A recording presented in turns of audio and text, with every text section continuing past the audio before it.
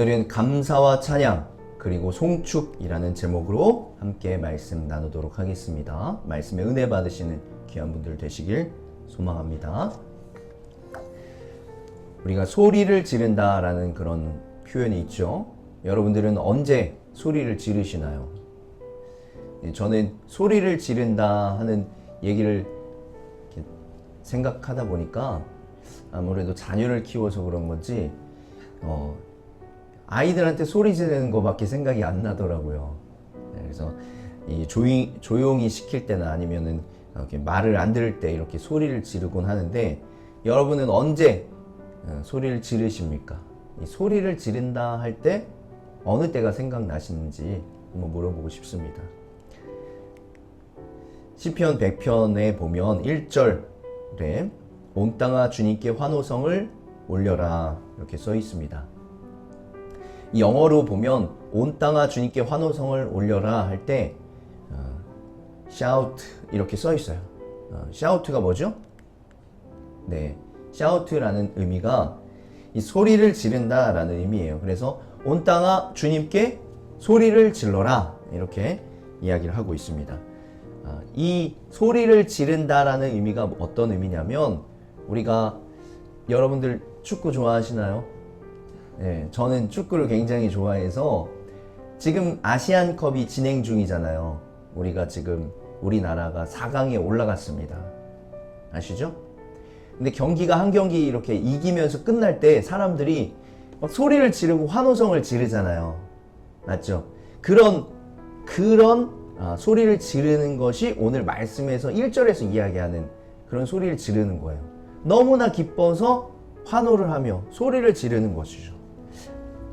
또한 무엇이 있을까요? 우리가 시험에 합격했을 때, 딱 합격 통지서를 받았을 때 너무 기쁜 나머지 소리를 지르기도 하지요. 이런 마음으로 지르는 것이 이 기쁨의 환호성을 올려라 라는 의미가 되겠습니다. 여러분은 예배를 참 많이 드리는데 예배는 무엇이라고 생각하시나요? 예배는 여러분이 기쁨으로 하나님을 찬양하고 높이고 또 기도하는 시간이 예배입니다. 같이 한번 따라해 볼까요? 예배는 믿는 자로서 살아가는 기쁨과 감격으로 하나님을 소리 높여 찬양하고 기도하는 시간입니다. 여러분이 이 억지로 드리는, 내가 억지로 나쁜 일이 생길 것 같아서 억지로 드리는 것은, 그것은 예배가 아니라는 거예요. 예배의 주인공 우리가 뭐라고 얘기하죠? 예배의 주인공은 하나님이시다 이렇게 이야기를 하잖아요. 여러분이 주인공이 아닙니다. 예배의 주인공은 우리의 예배를 받으시는 하나님이시다. 우리가 예배를 항상 드리잖아요. 자주 드리는데 이 예배의 시간 외에 우리의 삶도 역시 예배라는 것이에요. 평소의 삶이, 여러분의 삶이 예배입니다. 그러면 이 주일 예배의 의미는 무엇이냐? 믿는 사람들이 함께 모여서, 교회라는 이름 안에서 함께 모여서 공동체로서 하나님을 예배하고 찬양하러 모인 것이에요. 내가 평소에 그러니까 평소에 하나님을 믿는 사람으로서 살아가는 그 기쁨과 감격을 한 곳에 모여서 함께 찬양하는 거죠. 아까 월드컵 이야기가 나왔으니까 집에서 TV로 볼 수 있어요. 맞죠? 그런데 어떻게 하죠? 우리가 거리 응원이나 어느 곳에 모여서 같이 함께 시청을 하고 응원을 하잖아요. 그리고 환호를 지른다는 거죠. 이게 마치 예배의 모습과 비슷하다는 거예요. 우리가 평소에 다른 곳에서도 예배 드릴 수 있지만, 우리의 평소의 삶 가운데서도 예배 드릴 수 있지만, 우리가 이 예배라는, 교회라는 공동체 아래, 이름 아래에서 함께 하나님 앞에 나와서 예배 드리는 거예요. 이 기쁨과 감격을 하나님께 표현하고 찬양하는 것이 예배다 이렇게 볼 수 있을 것입니다. 교회마다 그러나 형식과 절차가 다르지요. 예배의 순서가 조금씩 다르기도 합니다. 그러나 예배의 형식과 절차가 중요한 것이 아니라 예배를 드리는 성도님들의 마음과 참여도가 중요하다. 여러분은 예배를 어떤 마음으로 드리러 오시나요?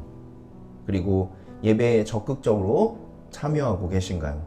부디 오늘 말씀을 통해서 오늘은 이제 예배에 대해서 좀 살펴볼 건데, 예배에 좀 더 적극적으로 참여할 수 있는 분들이 되면 좋을 것 같습니다. 말할 수 없는 기쁨이란 표현이 있죠. 말로 표현할 수 없는 기쁨이라는 것이에요. 너무 감격해서 너무 벅차서 말로 뭐라고 표현을 할 수 없는 정도를 이야기하는 것인데, 여러분에게도 하나님께서 주시는 그런 기쁨이 있기를 간절히 소망하며, 또 이런 마음으로 하나님께 예배 드릴 수 있기를 또 소망합니다. 오늘 말씀은 시편 100편이죠. 감사의 시다 라고 제목이 지어져 있고, 찬송시 중에 찬송시이다 이렇게 말합니다.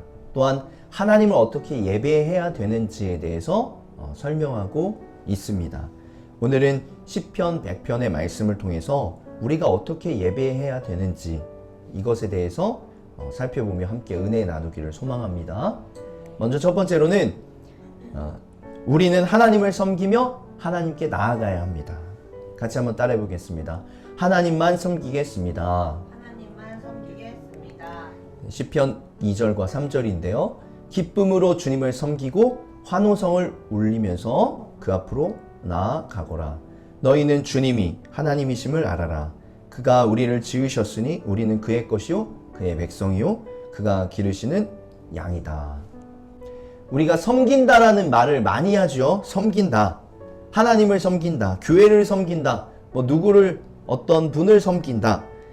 이런 표현을 많이 합니다. 우리가 일반적으로 이 섬긴다는 말은 도와준다, 높여준다, 이런 뜻이 있겠지요. 그런데 여기에서의 섬김은 어떤 의미냐면, 이 신앙적인 명령과 함께 우리가 하나님을 섬긴다라고 했을 때는 신앙적인 것과 플러스 정치적인 것까지도 포함이 되어 있다는 거예요.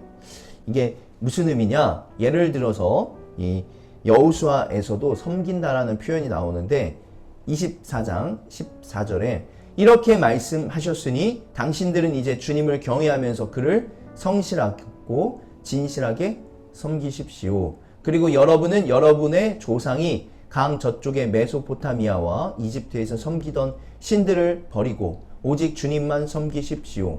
주님을 섬기고 싶지 않거든 조상들이 강 저쪽의 메소포타미아에서 섬기던 신들이든지 아니면 당신들이 살고 있는 땅 아모리 사람들의 신들이든지 당신들의 어떤 신들을 섬길 것인지 오늘 선택하십시오. 나와 나의 집안은 주님을 섬길 것입니다. 오늘 말씀에서 이 섬긴다라는 의미가 어떤 의미인지를 볼 수 있는데요. 섬긴다라는 의미를 할 때는 두 가지가 같이 있다는 거예요. 나는 하나님을 예배하겠습니다. 또한 다른 우상을 섬기지 않겠습니다. 하나님을 예배하며 하나님이 이끄는 통치에 따르겠습니다. 라는 의미가 같이 있다는 거예요.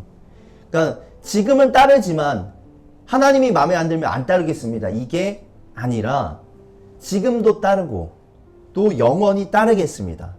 배반하지 않겠습니다. 라는 의미가 있는 단어가 섬긴다라는 의미라는 거예요. 그래서 이 10편 100편 1절과 2절을 보면 어떤 강압적인 기쁨, 억지로 하는 기쁨이 아니라 마음에서 우러나오는 기쁨으로 소리치고 섬기고 또 소리치고 나아가는 이런 내용이 1절과 2절에서 이야기를 하고 있습니다.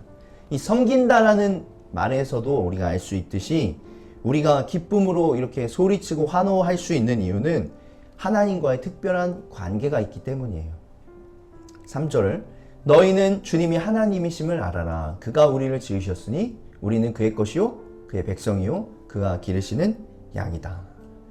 성경은 영어와 비슷합니다. 그래서 알아라 동사부터 나와요. 너희는 이렇게 나오지 않고 알아라 아십시오 이렇게 이야기를 하면서 뭐라고 이야기를 하죠? 이 안다라는 의미는 우리가 정보를 안다 이런 의미가 아니라 부모와 자식이 서로에 대해서 아는 것, 또 부부가 서로에 대해서 아는 것, 또 친구가 친구를 아는 것처럼 그냥 일반적인 관계가 아니라 친밀한 관계를 통해서 아는 것을 안다라고 얘기를 해요. 그러니까 하나님이 너희는 주님이 하나님이심을 알아라 이렇게 표현하는데 하나님과 나와 아는 관계가 굉장히 친밀한 관계다라는 거예요. 무엇을 통해서? 하나님이 우리를 지으셨기 때문에 우리가 하나님의 소유가 된다. 이것을 먼저 이야기를 하고 있어요. 어린이들, 제가 자녀들을 키우다 보니까 자녀들은 네 거 내 거를 엄청 따져요. 이런 표현으로 보면 우리는 누구 거라는 거예요? 하나님 거라는 거죠. 또한 우리는 하나님 나라의 백성이 되고 하나님은 목자가 되시고 우리가 그가 기르시는 양이다. 이런 세 가지 표현이 있다라는 거예요. 하나님의 소유이자 하나님의 백성이자 하나님이 기르시는 양이다. 이런 특별한 관계 안에서 우리가 하나님을 섬길 수 있다. 이렇게 보면 될 것 같습니다. 그래서 우리가 이 3절에서 볼 수 있는 공통된 특징은 뭐냐면 우리가 하나님 안에 있다라는 거예요. 여러분들이 다 하나님의 안에 있다라는 사실을 기억하시면서 하나님을 섬기며 예배하며 찬양할 수 있는 분들이 되시길 소망합니다. 우리가 하나님께 지음받은 아들, 딸로서 하나님의 백성으로서 하나님의 어린 양으로서 기쁨으로 하나님을 예배할 수 있는 분들이 되시길 바랍니다. 두 번째는 우리가 감사하며 찬송하며 송축해야 합니다. 같이 한번 따라해 보겠습니다. 감사하며 찬양하며 송축합니다. 4절에 감사의 노래를 드리며 그 성문으로 들어가거라. 찬양의 노래를 부르며 그의 뜰 안으로 들어가거라. 감사의 노래를 드리며 그 이름을 찬양하여라. 다 비슷한 내용이 계속 반복하고 있는 것 같은데 구체적으로 보면 순서대로 보면 여기에서도 이제 들어가라 이렇게 이야기를 하면서 순서대로 보면 감사로 들어가라. 찬양하며 들어가라. 송축하며 높여라. 이렇게 이야기를 할 수 있습니다. 그래서 감사와 찬양과 송축이 차례대로 나오고 있어요. 우리가 사실은 이 단어를 크게 보면 다 비슷한 단어입니다. 감사와 찬양과 송축이 비슷한 단어인데요. 조금 더 구체적으로 보자면 조금씩의 차이가 있다라는 것을 볼 수 있습니다. 예배 가운데 감사와 찬양과 송축이 있어야 되는데 그 감사와 찬양과 송축이 어떤 뜻인지를 간단하게 살펴보면 감사는 나에게 베푸신 하나님의 은혜인 것이에요. 초점이 누구에게 있어요? 나에게 있어요. 하나님께서 나에게 어떤 것을 베푸셨는지 그것을 높이는 거죠. 찬양하는 거죠. 두 번째는 찬양은 하나님께서 하신 일에 초점이 맞춰져 있어요. 하나님이 행하신 일들 있잖아요. 여러분에게 하신 일까지 포함돼서 하나님이 이 세계, 이 땅에 하신 모든 것들을 포함해서 찬양하는 것. 그것이 찬양입니다. 그리고 송축은 하나님이 하신 일을 선포하는 거예요. 선포가 무엇이죠? 고백하는 거예요. 고백하는 거. 하나님께서 나에게 하신 일을 돌아보면서 선포하는 거죠. 하나님은 높임을 받으실 분이십니다.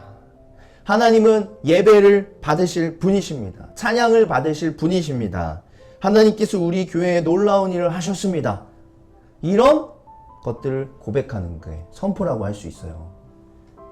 그러니까 예배에는 나에게 하신 하나님의 은혜도 감사하고 또 하나님께서 하신 일들도 찬양하고 또 하나님이 하신 일을 선포하는 것까지 하셔야 된다라는 거예요.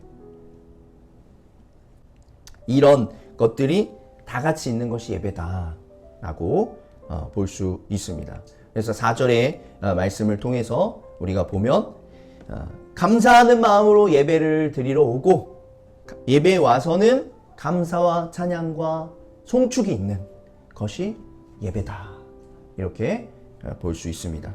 여러분이 예배 드리는 가운데 우리가 드리는 예배 가운데 감사와 찬양과 송축이 있기를 간절히 소망합니다. 마지막으로 세 번째는 우리는 왜 하나님을 예배해야 되는지를 알아야 합니다. 같이 한번 따라해 볼까요?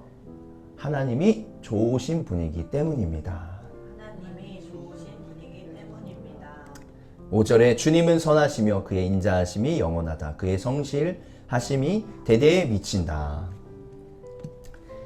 첫 번째로 우리가 하나님을 예배해야 되는 이유가 나오죠. 우리가 하나님의 소유인데, 아까 우리가 하나님의 소유라고 했잖아요. 하나님의 소유인데 하나님이 좋은 분이 아니면 우리는 어떻게 되는 거죠? 망하는 거예요. 이렇게 표현하자면 좀 극단적인데, 우리가 나쁜 부모를 만나거나 아니면 우리의 직장에 사장이 나쁜 사람이면 우리는 완전히 망하는 것이에요. 그의 인생이 굉장히 힘들어지는 거죠.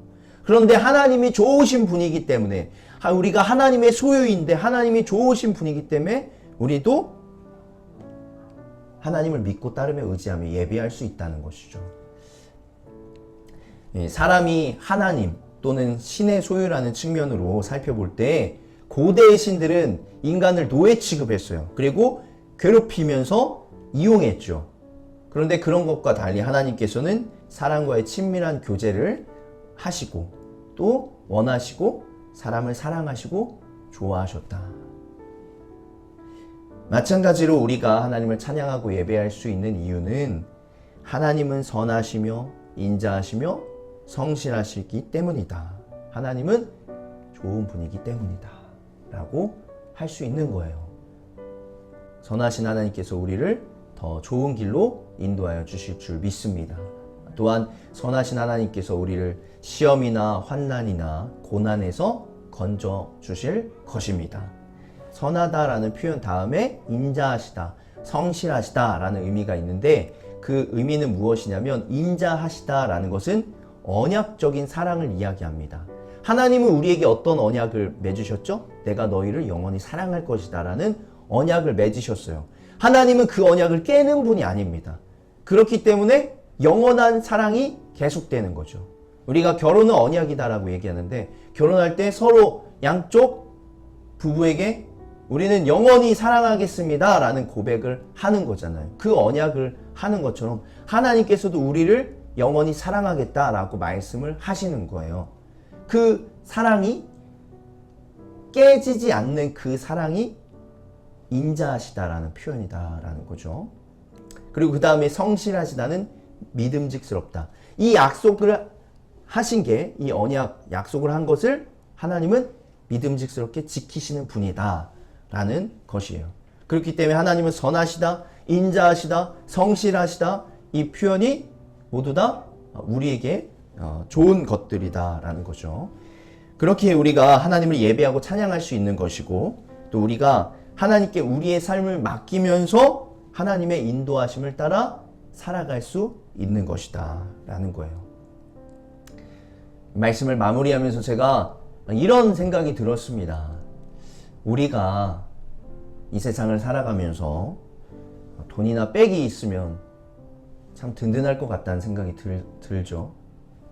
그런데 우리에게는 대부분의 사람들은 돈이나 백이 있는 사람이 많지 않습니다.